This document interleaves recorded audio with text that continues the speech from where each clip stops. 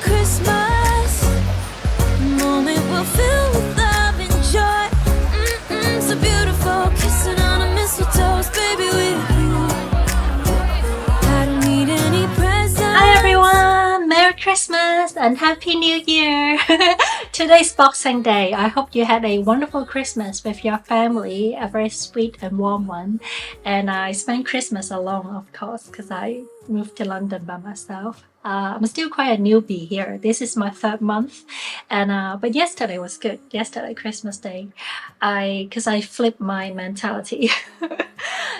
I don't know if you guys remember, in early December, I actually posted a video and I took it down 2 or 3 days later because I was quite negative in the video and I complained a little bit and my mood was quite low. An incident happened at home and also my Facebook page got hacked by scammers. So my Facebook page, I'll put it on the screen somewhere.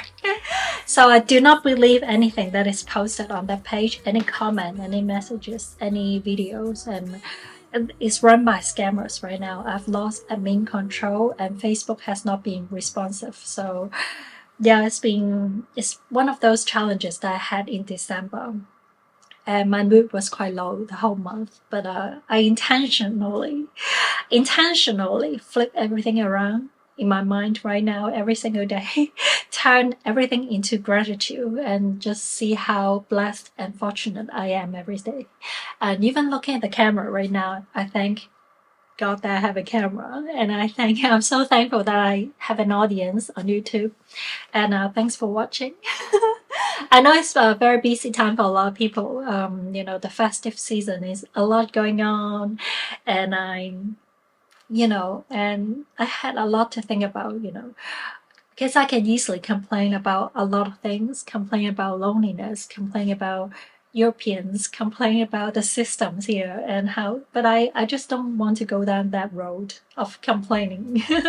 I know how things work. It's slower here than in Hong Kong, and so that problem is still going on. Almost a month later, it's still unsolved. It's still going on. So, but I intentionally flip it around and don't let it bother me. Turn every experience into an opportunity. So I'm trying to adjust. But I would say the biggest challenge is the weather. As it gets dark, I feel like I literally had my lunch and it's dark outside. So the daylight is really short. It's about like 7 hours. To me, because I never thought about this problem before, because people remind me the weather in the UK is not that good. And I always thought, because I grew up in Melbourne in Australia, I always thought, I'll fit right in because I grew up in Melbourne. And Melbourne, we have like 4 months of winter. It's just dark and gloomy and rainy as well. So in my mind, I imagined a similar scenario, but maybe because I was really, a teenager back then. And also I had school, I had my classmates, so I had a lot of people to chat to every single day. And now I'm here by myself. I don't have any family or friends.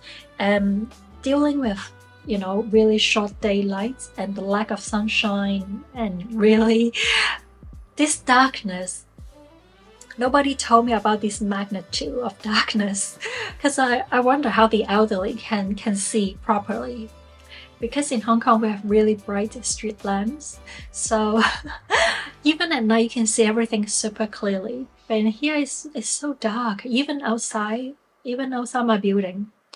I walked down the street at around 4 or 5 p.m. and it's so dark and I can't even see properly. And so I wonder how the other people can see. There are some foxes around. I have a balcony and I have a fox outside. I see him every day and they make noise, like strange noise at night. Looking for love, looking for, intimacy. So they make such loud noise. But that darkness combined with their noises, when you're feeling down, it feels like it's endless. The night is really long, and I had some wine. If you've been watching my channel, you know that I like red wine, so I've been drinking wine and some beer, and it's not a proper way to deal with this adjustment, So I think the proper way to deal with it is just being grateful every single day that I live in such a nice neighborhood. My neighborhood is very affluent. I think it's one of the most affluent in the UK, and also full of history, and it's mesmerizing. All the building, all the historic building, even the building that I live in is a listed building. So I'm trying to be thankful every single day that I have the opportunity to and the freedom to come here. Although, sometimes I talk about my singlehood as a woman, but I'm not complaining, believe it or me. That's a backstory to why I mentioned that I don't have a boyfriend. Because I received some emails recently, and people were like, "You're moaning all the time on your YouTube about not having a boyfriend." But the backstory is that because every time I travel alone, every time I go places, the media in Asia, they write about me as if I'm traveling with someone else. And the connotation is always I'm traveling with a man or a secret partner, but I was just by myself. So sometimes I talk about the lack of partnership in my YouTube video, and that is the reason. But I'm not really complaining, I can just shut up about my personal life. I don't need to disclose it to the public. So allow me once in a while to let you know if I'm in a, relationship. Because I do have, messages asking me about my life, and, a little hint here or there, but I don't think I'll make any big announcement. I'll tell you that I spend Christmas alone by myself, and that is just fine, because I live in such a beautiful place. I should just enjoy my neighborhood and just, experience my first Christmas in Europe, and it's fine to be without company. And yeah, good things will happen, and the best is yet to come.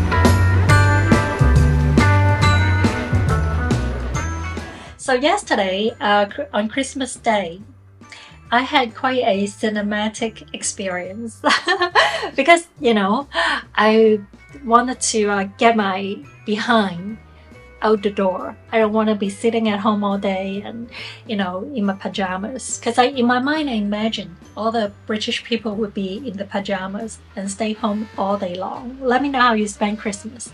But that's not the case. Fast food chain stores like KFC, I have what else? I have a Starbucks. I have, a few fast food shops right outside. They were open on Christmas Day. And yeah, and then I have a steakhouse. I have some Middle Eastern food restaurant. They were all open as well. So yeah, sometimes I imagine life in UK is similar to Australia, but it's not. Because I don't know about Australia right now because I have not been back in like 5 to 6 years. So I'm not sure about life in Australia right now. But when I was growing up in Australia, Christmas Day is like a dead town day.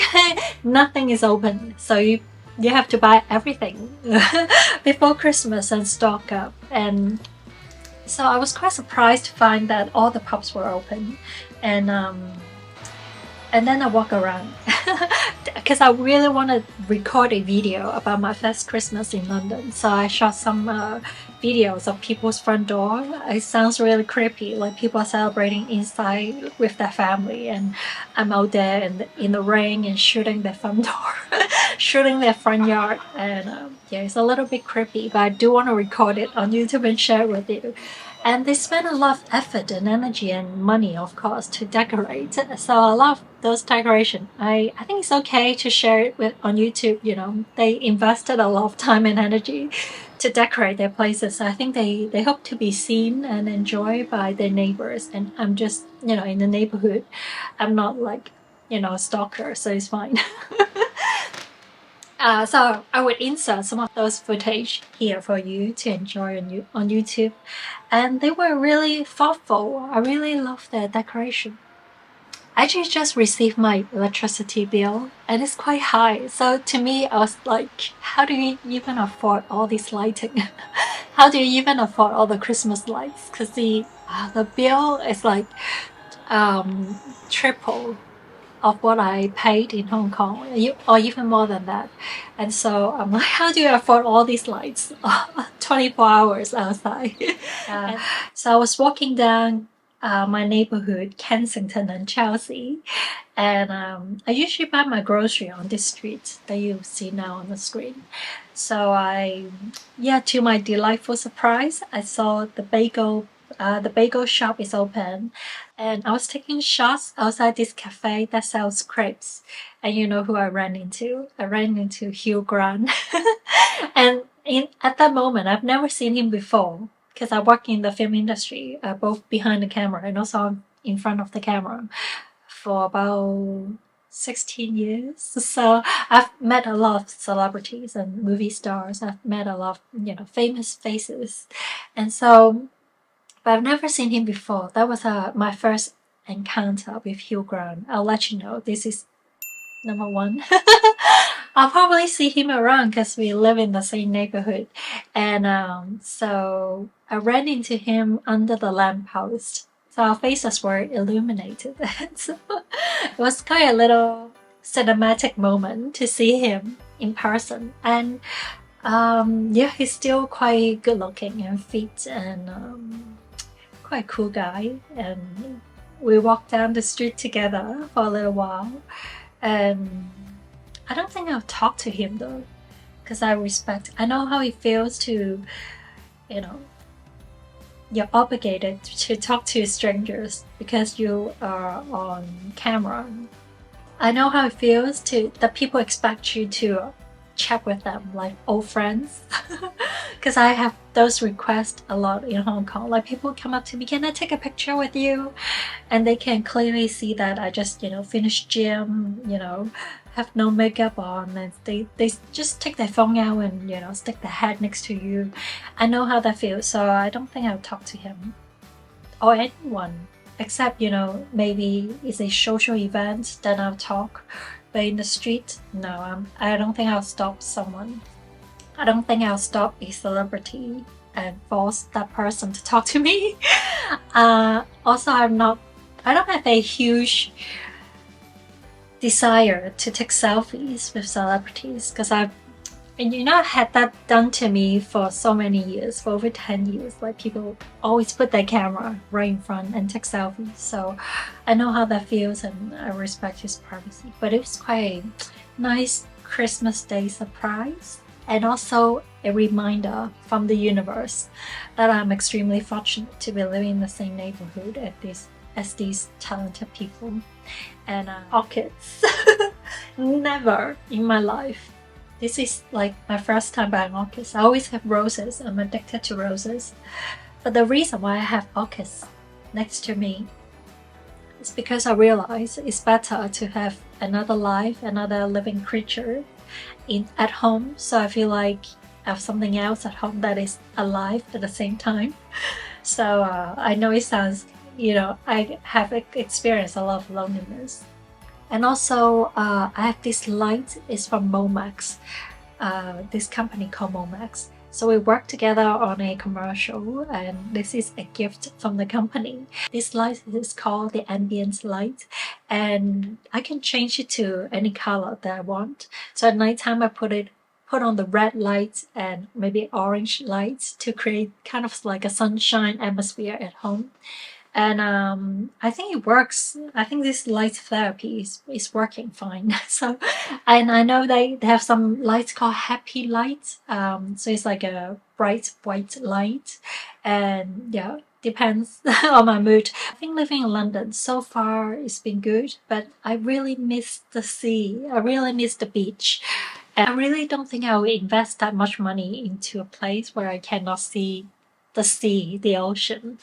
I really want my dream home to be oceanfront or beachfront. And because I grew up in Hong Kong Islands, I'm used to seeing the water every single day, either, you know, at the harbor or at the beach or, you know, the ocean. I miss the blue sea already. And that is just something I cannot change. It's in my blood. I would really want to see the sea every single day. And also I really want to live in a place that is full of sunshine. And I think in general that would be much better for my health and for my mood. And today I was shooting a video for a client overseas. This is why I have some makeup on. And I wanted to share a video for you as well. But it's now 4 p.m. and actually I woke up at 9 a.m. and I read the news. Sorry, I moved my camera maybe a little bit. So at around 9 a.m. I woke up and I checked the news and I saw my friend in Hong Kong, she committed suicide this morning. So after her Christmas gathering at home, she committed suicide, and she's only a few years older than me. And it's quite a sensitive time. I don't want to, you know, say anything publicly because we do share a very special friendship. But now I try to see everything with, you know, gratitude, like I said, and appreciation. I really appreciate her, what she has done for me. She was such a kind soul, and but depression is something that is not uncommon these days, and a lot of people are struggling with it. So I think I'm thankful that I have a platform on YouTube and you guys are always listening. And but some people, they're quite lonely, and it's not easy for us to express true feelings to other people, and that's a lot of pressure because, you know, you don't want to be written about by some tabloid or somewhere, some gossip. Those gossip can even bring, you know, greater stress. So our perspectives, she's also the celebrity, so I'll always appreciate what she has done for me. And yeah, so December has been quite a long journey. Sincerely appreciate your presence, and I hope that you will have a wonderful time at the end of the year. And I think New Year's Eve I'll go out and shoot fireworks, and I think I'll go to a party, see if they have any events online that I can join. And so yeah, thanks for watching, and I'll see you next time. Have a happy new year. It's a new start every single day.